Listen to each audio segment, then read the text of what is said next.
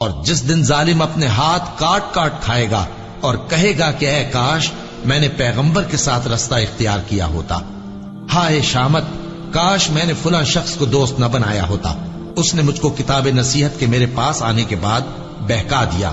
اور شیطان انسان کو وقت پر دغا دینے والا ہے۔ یوں نہیں، جب زمین کوٹ کوٹ کر برابر کر دی جائے گی اور تمہارا پروردگار جلوہ فرما ہوگا اور فرشتے قطار در قطار آ جائیں گے اور دوزخ اس دن سامنے لائی جائے گی، تو انسان اس دن سوچے گا، مگر اب سوچنے سے اسے فائدہ کہاں مل سکے گا؟ کہے گا کاش میں نے اپنی اس زندگی کے لیے کچھ آگے بھیجا ہوتا۔ تو اس دن نہ کوئی اللہ کے عذاب کی طرح کا عذاب دے گا اور نہ کوئی اس کے جکڑنے کی طرح جکڑے گا۔ جس دن ان کے چہرے آگ میں الٹ پلٹ کیے جائیں گے تو کہیں گے اے کاش ہم اللہ کی فرما برداری کرتے اور رسول صلی اللہ علیہ وآلہ وسلم کا حکم مانتے۔ اور جس کا نامہ اعمال اس کے بائیں ہاتھ میں دیا جائے گا تو وہ کہے گا اے کاش مجھ کو میرا اعمال نامہ نہ دیا جاتا اور مجھے معلوم نہ ہوتا کہ میرا حساب کیا ہے۔ اے کاش موت میرا کام تمام کر چکی ہوتی، آج میرا مال میرے کچھ بھی کام نہ آیا، مجھ سے میرا اقتدار جاتا رہا۔ حکم ہوگا کہ اسے پکڑ لو، اب اسے طوق پہنا دو، پھر دوزخ کی آگ میں اسے جھونک دو، پھر زنجیر سے جس کی لمبائی 70 گز ہے جکڑ دو۔ اور ان سے دنیا کی زندگی کی مثال بھی بیان کر دو کہ وہ ایسی ہے جیسے پانی جسے ہم نے آسمان سے برسایا تو اس کے ساتھ زمین کی پیداوار مل کر نکلی، پھر وہ چورا چورا ہو گئی کہ ہوائیں اسے اڑاتی پھرتی ہیں، اور اللہ تو ہر چیز پر قدرت رکھتا ہے۔ مال اور بیٹے تو دنیا کی زندگی کی رونق و زینت ہیں، اور نیکیاں جو باقی رہنے والی ہیں وہ ثواب کے لحاظ سے تمہارے پروردگار کے ہاں بہت اچھی اور امید کے لحاظ سے بہت بہتر ہیں۔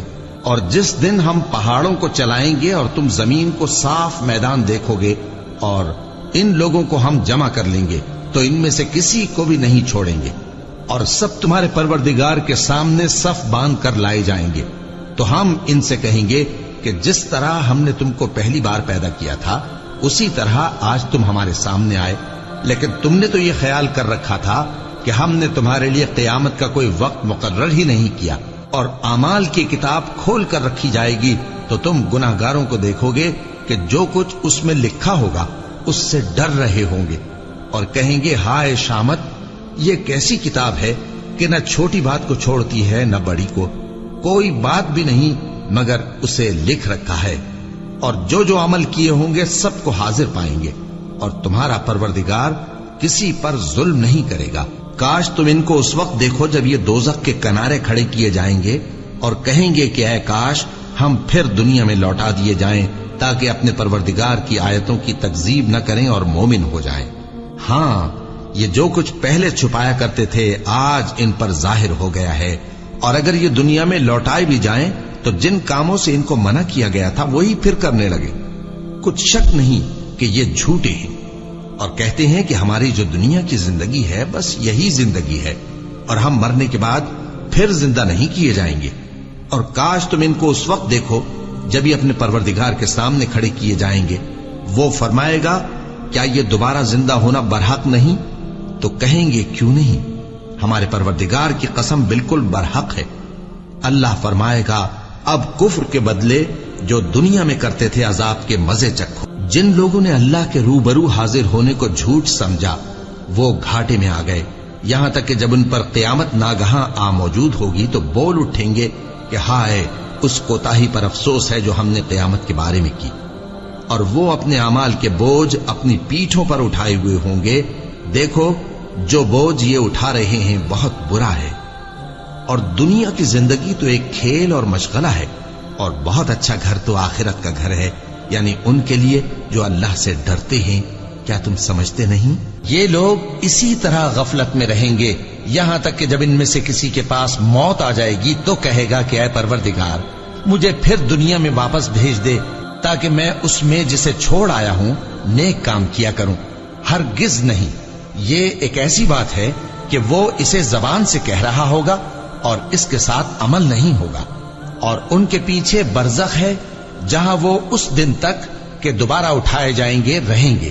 پھر جب سور پھونکا جائے گا تو نہ تو ان میں قرابتیں رہیں گی اور نہ ایک دوسرے کو پوچھیں گے۔ تو جن کے اعمال کے بوجھ بھاری ہوں گے تو وہی کامیاب ہیں، اور جن کے بوجھ ہلکے ہوں گے وہ لوگ ہیں جنہوں نے اپنے آپ کو خسارے میں ڈالا، ہمیشہ دوزخ میں رہیں گے۔ آگ ان کے چہروں کو جھلس دے گی اور وہ اس میں بد شکل ہو رہے ہوں گے۔ کیا تم کو میری آیتیں پڑھ کر نہیں سنائی جاتی تھیں؟ پھر تم تو ان کو جھٹلائے ہی جاتے تھے۔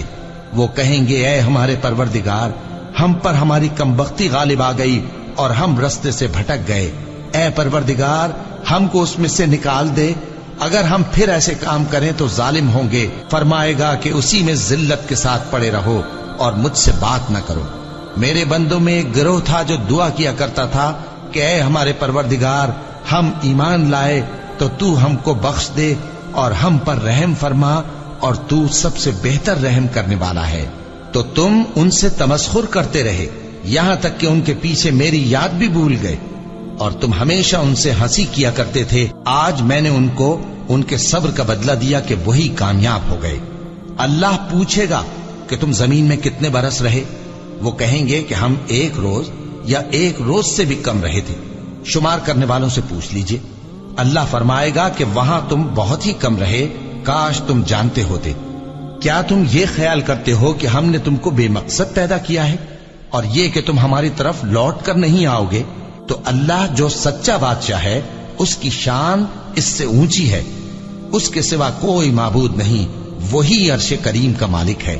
اے پیغمبر، میری طرف سے لوگوں کو کہہ دو کہ اے میرے بندو، جنہوں نے اپنی جانوں پر زیادتی کی ہے، اللہ کی رحمت سے نا امید نہ ہونا۔